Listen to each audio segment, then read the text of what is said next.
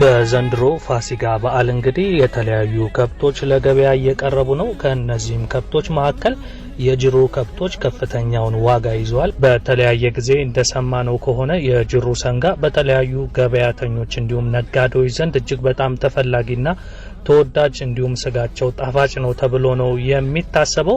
ታዲያ በዛሬው ዕለት ከቀረቡ በሬዎች መካከል ታዲያ እያንዳንዳቸው ከ300,000 እስከ 800,000 ድረስ የሚጠሩ በሬዎች ነበሩ። ከነዛ መሃል እዚህ በምስሉ ላይ የምትመለከቱት የጅሩ ሰንጋ በሆሳና ገበያ ላይ ለሽያጭ የቀረበ ሲሆን በዛሬው ዕለትም በ400,000 ብር ተሽጧል። የሰንጋውን ባለቤት አቶ አንዳርጋቸው አባተ እንደሆኑ መረጃ ደርሶኛል። ከዛ ባሻገር በእለቱ ገበያ ደግሞ ከፍተኛ ዋጋ አውጥተው ነበር የተባሉት እነዚህ ሁለት በሬዎች ናቸው። ለሁለቱ በሬዎች 1.6 ሚሊዮን ብር እንደተከፈለ ነው የሰማሁት።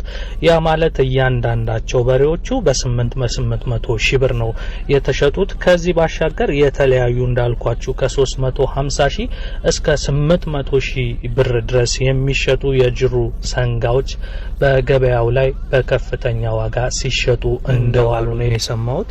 ወገን ታዲያ በዚህ ሽያጭ ዙሪያ እናንተስ ምን ትላላችሁ? በትንሹ እኮ የአንድ የመኪና ዋጋ እየያዙ መጥተዋል በሬዎቹ።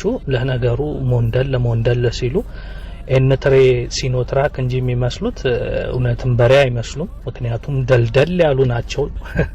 እኔ ብዙም የስጋ ወዳጅ አይደለሁም እንጂ ስጋ ወዳጆች እንዲሁ ራሱ ሳይታረዱ ሳያዩዋቸው ምራቃቸውን የሚወጡ አሉ።